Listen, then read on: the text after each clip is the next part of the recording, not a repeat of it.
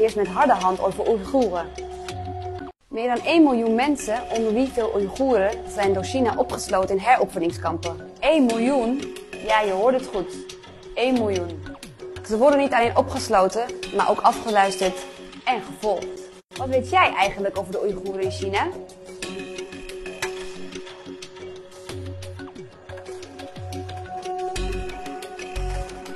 De Chinese regio Xinjiang wordt van oudsher bevolkt door een Turks-sprekende moslimminderheid, de Oeigoeren.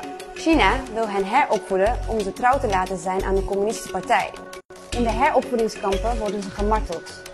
Zo worden ze er gehersenspoeld, krijgen ze soms geen eten, worden ze met ijzeren stokken geslagen en aan hun handen opgehangen. Kun je het nog aan? Niet alleen de mensen in de kampen, ook de lokale bevolking in Xinjiang wordt continu op allerlei manieren in de gaten gehouden. Overal hangen er camera's met gezichtsherkenning en mobiele telefoons worden onderzocht. Ook hier in Nederland worden Oeigoeren die gevlucht zijn nog steeds onderdrukt door China. Ze worden nauwlettend in de gaten gehouden. Hun telefoons worden gehackt en ze krijgen dreigtelefoontjes.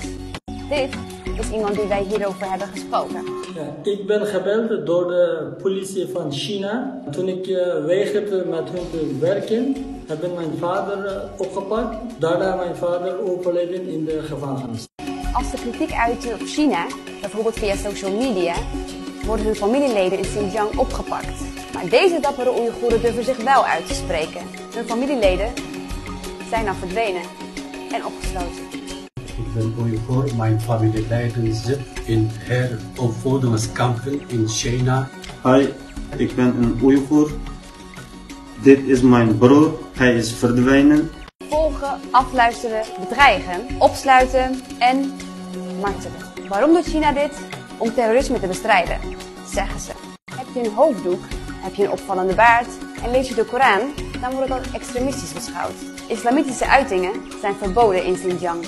Mensen die vastzitten in de kampen krijgen geen rechtszaak en hebben geen toegang tot een advocaat. Soms zitten ze maanden vast terwijl hun familieleden niet weten waar hun broers of zonen zijn.